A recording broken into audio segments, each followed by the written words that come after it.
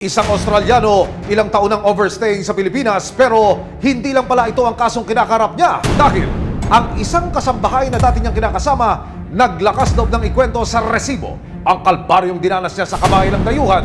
Sinuntok po ako ng ilang beses po dito sa hita ko.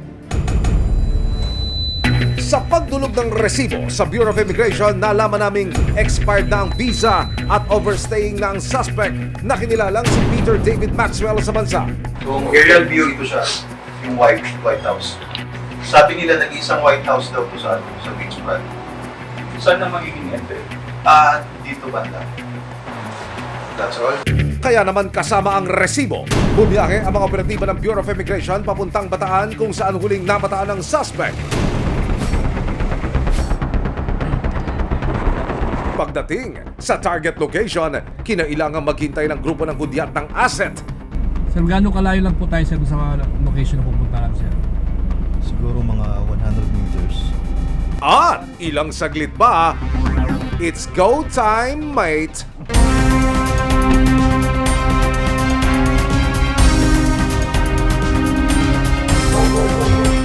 Sinamakan ng resibo ang sinagawang operasyon ng Fugitive Search Unit ng Bureau of Immigration noong October 25 para madakip si Peter David Maxwell dahil maituturing na raw siyang isang overstaying alien. Sa una, makikita pa ang pagtanggi niyang sumama sa mga operatiba ng FSU. Bureau of Immigration, Fugitive Search Unit. May I have your passport, please? Not interested. Hey, don't touch me. Aba, not interested daw. Saan kaya mauwi ang pag-arestong ito? This is a mission order from the Commissioner of Immigration. We are informed that you are already an overstaying alien.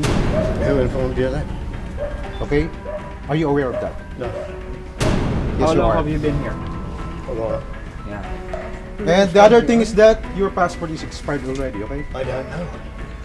You don't know the expiration of your passport. I'm missing. It's 2022. It was stolen. Even though it is missing, you are still undocumented, okay? And that is clear violation of... That's why the Commissioner of the Bureau of Immigration issued the mission order. This is your name, your date of birth, your nationality, okay? Kumpirmado na siya si Peter David Maxwell. Ilang sandali pa, lumabas ang isang babae na bagong kinakasama pala ng suspect. Saan niyo siya Kasama na namin. dadalhin? Sa office ng Bureau of Immigration. You will go with us in the main office of Bureau of Immigration in Intramuros, Manila.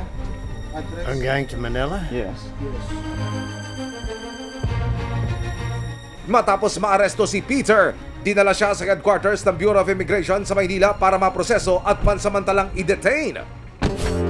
Isang araw matapos ang pag-aresto, ipinakita ko kay Marisa ang nangyaring pagdakip kay Maxwell. Ma'am, meron akong ipakikita sa yung video. Ha? Gusto ko malaman kung ito ba si Peter na dati mong asawa, na dati mong kinakasama, na inirereklamo mo. Opo, siya po. Anong pakiramdam mo? Ayan, no? May kasama ng mga otoridad dyan. Naawa po ako sa kanya, pero kailangan ko rin pong bigyan ng hustisya yung ginawa niya sa akin.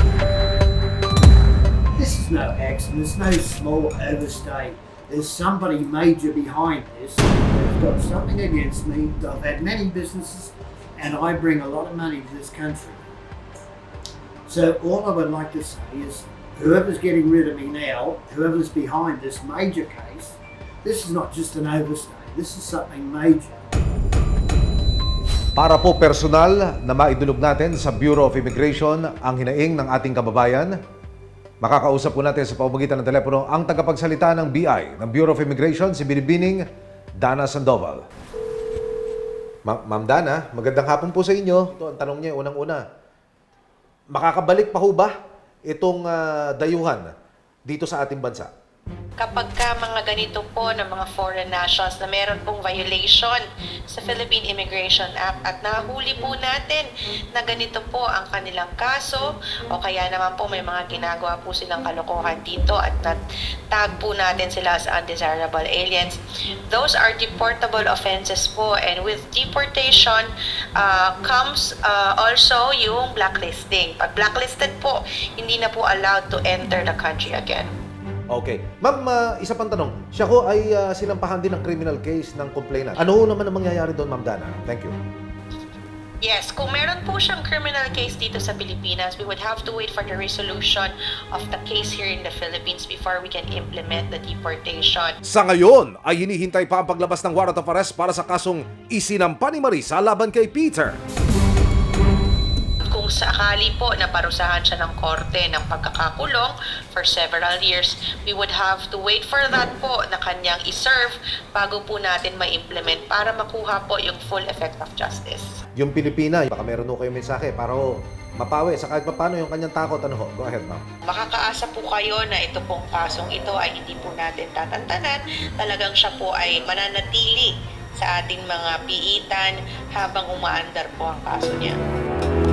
Para kay Marisa, patuloy niyang ilalaban ang kasong isinampa niya laban kay Peter. Pero sa ngayon, tila nabunutan na raw siya ng tinik nang makitang nasa kamay na ng mga otoridad ang dating kinakasama. Anong nasa kalooban niyo?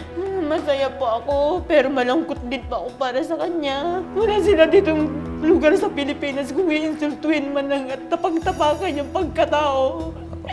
Katulad ko, ako Pilipina ako.